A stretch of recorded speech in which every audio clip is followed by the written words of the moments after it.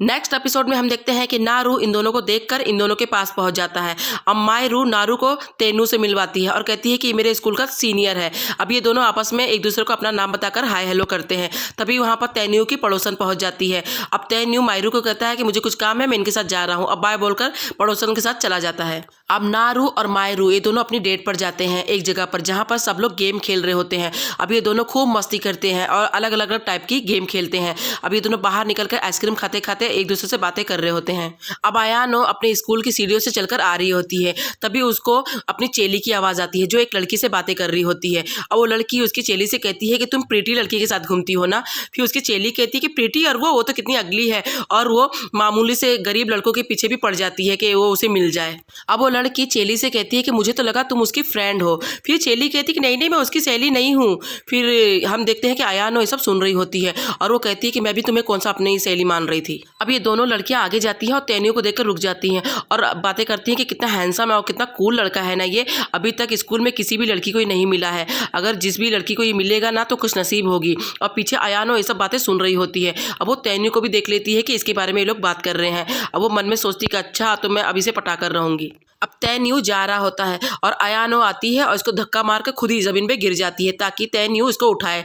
अब वो उठने की कोशिश करती है लेकिन उठ नहीं पाती। फिर तेन्यू उसको सहारा देता है और उसको कहता है कि लगता है तुम्हारे पैर में चोट आ गई है तो चलो मैं तुम्हें छोड़ देता हूँ। फिर आयानो चलते हुए इसको कहती है कि थैंक यू मुझे हेल्प करने के लिए, कल मैं तुम्हें लंच की ट्रीट देने वाली हूँ और मेरा नाम आयानो है। अब ये तेन्यू उसको ज़मीन में वापस छोड़ देता है। फिर कहती है कि क्यों, क्या हुआ, तुमने मुझे गिरा क्यों दिया। फिर तेन्यू कहता है कि तुमने क्या कहा आयानो, अच्छा तो तुम वही जंगली लड़की हो जो हर ग्रुप डेट में जीत जाती हो, और मुझे पहले ही लग रहा था कि तुम ये सब गिरने की एक्टिंग कर रही हो। अब आयानो कहती है कि अच्छा तो मैं अब समझी कि तुम उस मायरू के फ्रेंड हो। कितनी अजीब बात है ना कि स्कूल का हॉटी लड़का और एक अगली सी मायरू का फ्रेंड है। अब आयानो कहती है कि चलो अच्छी बात है कि तुम जान गए हो कि मैं यहाँ पर नकली कर रही थी, तो मैं तुम्हें अब झूठ नहीं बोलूँगी, सच बताना चाहती हूँ कि मैं तुमसे डेट करना चाहती हूँ और तुम स्कूल के सबसे हॉटी लड़के हो और तुम्हारे साथ अगर मैं डेट करूँगी तो सारी लड़कियाँ मुझसे जलेंगी और मेरा कितना नाम होगा, और तुम्हारा भी तो इसमें फ़ायदा है ना, तुम्हारे आसपास जो लड़कियाँ मंडराते रहती हैं वो भी नहीं मंडराएंगी। तो बताओ तुम मेरे साथ डील करोगे कि नहीं। फिर तेन्यू कहता है कि मैं कभी झूठ नहीं बोलता, इसलिए मैं तुम्हारे साथ डील नहीं करूंगा। ये बोलकर वहां से चला जाता है। अब हम देखते हैं कि स्कूल की छुट्टी होने के बाद मायरू और नारू ये दोनों साथ में जा रहे होते हैं। तभी मायरू की नज़र एक शॉप पर पड़ती है जहाँ पर एक चैन लगी होती है और कहती है कि कितनी प्यारी चैन है ये। फिर नारू कहता है कि क्या ये तुम्हें पसंद है। फिर मायरू कहती नहीं नहीं, चलो हम लोगों को भूख लगी है ना, चलो रेस्टोरेंट चलते हैं। फिर दोनों रेस्टोरेंट आ जाते हैं। अब ये लोग पैन केक ऑर्डर करते हैं और बैठकर खा रहे होते हैं। अब मायरू बहुत खुश होती है क्योंकि उसे नारू के साथ बहुत अच्छा लग रहा होता है। अब वो नारू को कहती है कि नारू क्यों ना हम अगले संडे अम्यूज़मेंट पार्क चले, और उसे कागज़ दिखाती है, कहती देखो कितनी अच्छी जगह है ना। फिर नारू कहता है कि ठीक है हम अगले संडे अम्यूज़मेंट पार्क चलेंगे। तभी वहाँ पर आयानो आ जाती है और वो कहती है कि क्या तुम लोग अगले संडे अम्यूज़मेंट पार्क जा रहे हो। फिर वो कहती है मायरू तुमने तो मुझसे वादा किया था ना कि तुम मेरे साथ घूमने चलने वाली हो। चलो कोई भी बात नहीं, मैं तुम लोगों के साथ चली चलूँगी और फिर बहुत मज़ा आएगा। क्यों ना हम तेन्यू को भी बुला लें और हम चारों जाएँ। फिर नारू कहता है कि मुझे कोई भी फ़र्क नहीं पड़ता है, बुला लो अच्छा ही लगेगा। अब आयानो मायरू को लेकर बाहर आती है और उसको कहती है कि अब भी इसी वक्त तेन्यू को कॉल करो और उसे इन्वाइट करो चलने के लिए। फिर मायरू कहती है कि तुमने तो अभी अंदर कहा है कि तुम तेन्यू को इनवाइट करोगी और तुम मुझे अभी कह रही हो कि मैं तेन्यू को इनवाइट करूं। क्या तुम मुझे और नारू को अलग करना चाहती हो।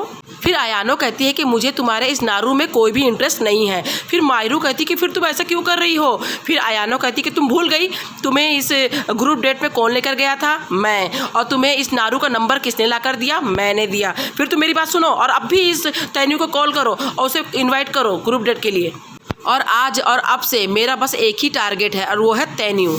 अब हम देखते हैं कि ये चारों जन अम्यूज़मेंट पार्क में आ जाते हैं और हमें फ्लैशबैक में दिखाया जाता है कि मायरू ने तेन्यू को बहुत ज़्यादा मनाई थी चलने के लिए, लेकिन तेन्यू मना करता है। फिर मायरू उसको कहती है कि अगर तुम चलोगे तो अम्यूज़मेंट पार्क वाले दिन ही मैं वहाँ पर बहुत अच्छे अच्छे खाने तुम्हारे लिए लेकर आऊँगी और फिर तुम वहाँ पर खाना।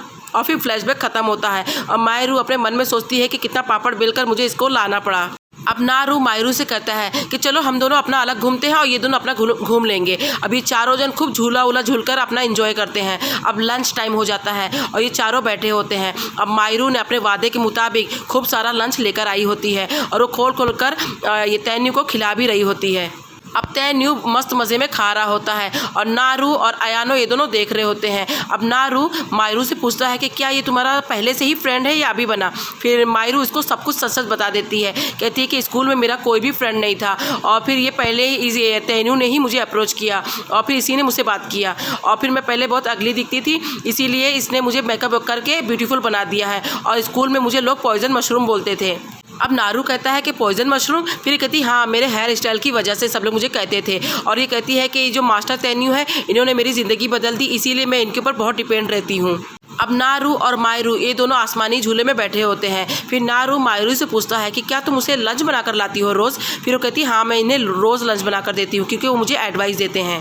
फिर नारू कहता है कि काश मैं भी तुम्हारे स्कूल में पढ़ रहा होता। अब नीचे हम देखते हैं कि अयानो इन दोनों को आसमानी झूले पे बैठे देखकर कहती है कि मुझे भी जाना है तैन्यू। फिर तैन्यू कहते हैं जाओ, मैंने कब रोका तुम्हें। फिर कहती चल, क्या तुम भी मेरे साथ चल रहे हो। फिर वो कहता है नहीं। फिर अयानो कहती है कि अगर तुम्हें एंजॉय ही नहीं करना था तो यहाँ पर डेट पर आए हैं क्यों तुम, कहीं तुम उसे पसंद तो नहीं करते हो। फिर तैन्यू कहता है नहीं, मैं उसके बनाए हुए लंच को पसंद करता हूँ। अब तभी वहाँ पर नारू और मायरू ये दोनों आ जाते हैं। अब मायरू जल्दी से अयानो के पास आती है और कहती है कि मेरे साथ टॉयलेट चलोगी। फिर जल्दी से उसे एक वॉशरूम लेकर आती है और उसको कहती है कि मुझे तुमसे एक बात कहनी है। पहले तो मैं तैन्यू से कहना चाहती थी लेकिन मैं नारू के सामने तैन्यू से बात नहीं कर सकती, इसीलिए मैं तुम्हें लेकर आई हूँ। तो मुझे बताओ ना कि जब हम लोग झूले में बैठे थे तो ये अचानक से नारू को क्या हो गया है, वो सैड क्यों हो गया है। फिर अयानो कहती है कि ये सब तुम्हारी वजह से हुआ है। तुम नारू के सामने ही तैन्यू से इतनी बातें क्यों कर रही हो और तुम उसके ऊपर इतनी डिपेंड क्यों हो और उसे लंच भी खिला रही हो, इसीलिए नारू को ये सब अच्छा नहीं लग रहा है। फिर मायरू कहती है लेकिन नारू ऐसा क्यों कर रहा है। फिर ये अयानो कहती कि अरे पागल, वो जेलस हो रहा है। अब मायरू और नारू ये दोनों चल रहे होते हैं और नारू बेचारा सैड सा आगे चले जा रहा होता है। अब मायरू उसको रोककर कहती है कि मेरे और मास्टर तैन्यू के बीच में कुछ भी नहीं है, हम दोनों बस फ्रेंड हैं। फिर नारू कहता है कि हाँ, मुझे पता है कि वो तुम्हारा बस फ्रेंड है और तुम दोनों के बीच में कुछ भी नहीं है, लेकिन मैं क्या करूँ, मैं शॉर्ट टेम्पर हूँ और मुझे बहुत गुस्सा आ रहा है और मुझे ये सब हजम नहीं हो रहा है और मुझे माफ़ करना मेरे इस बर्ताव के लिए। और ये बोलकर आगे चला जाता है। अब मायरू अपने कमरे में लेटे लेटे बस यही सब सोच रही होती है कि नारू कितना गुस्सा है और तैन्यू की वजह से क्यों नाराज़ है। अब वो नेक्स्ट डे आता है और स्कूल की छत पे फिर से मायरू तैन्यू से मिलती है और फिर उससे कहती है कि मास्टर तैन्यू, मुझे माफ़ कर देना, मैं बस अब आखिरी बार आपसे यहाँ पर मिलने आई हूँ, इसके बाद मैं आपसे कभी नहीं मिलूँगी। फिर तैन्यू कहता है कि अच्छा, तो तुम्हारे और नारू के बीच में कुछ हुआ है क्या, मैं जाके नारू को समझाता हूँ कि ऐसा कुछ भी नहीं है हमारे बीच में। फिर मायरू कहती है कि नहीं नहीं मास्टर तैन्यू, तुम्हारी वजह से कुछ नहीं हुआ है, सब मेरी ही गलती है, मुझे ही समझना चाहिए था। और कहती है कि माफ़ी के तौर पर मैं आखिरी बार आपको ये लंच लेकर आई हूँ, तो इसे ले लीजिए और मुझे माफ़ कर दीजिए। फिर तैन्यू कहता है अच्छा ठीक है, मैं जाते जाते तुम्हें एक लास्ट एडवाइस देकर जाता हूँ कि दुनिया में किसी चीज़ को पाने के लिए तुम अपने आप को इतना भी फोर्स मत करना, चाहे वो पढ़ाई हो या प्यार, उसमें तुम लास्ट में रह जाओगे, यानी तुम्हें नहीं मिलेगा। और ये मैं तुम्हें अपनी एक्सपीरियंस से कह रहा हूँ। और बिना लंच लिए वहाँ से चला जाता है। अब रात में मायरू अपने फ्रेंड से बातें कर रही होती है, तभी उसको नारू का मैसेज आता है और उसमें लिखा होता है कि मायरू जल्दी से ट्रेन स्टेशन के ब्रिज के पास आओ, मैं तुम्हें वहीं पर मिलूंगा। अब मायरू जल्दी से खुशी खुशी भागकर उसके पास मिलने जाती है। अब मायरू नारू को सब कुछ कह देती है कि अब तुम्हें फिक्र करने की कोई ज़रूरत नहीं है, अब मैं दोबारा तैन्यू से कभी नहीं मिलूंगी। फिर नारू कहता है लेकिन तुमने ऐसा क्यों किया, कोई ज़रूरत नहीं थी। फिर कहती ज़रूरत थी, वो तुम उसी की वजह से नाराज़ थे ना, अब तुम मेरा सब कुछ हो, मैं तुम्हारे लिए कुछ भी करूँगी। अब नारू को ये सब अच्छा लगता है और वो मायरू को किस कर लेता है।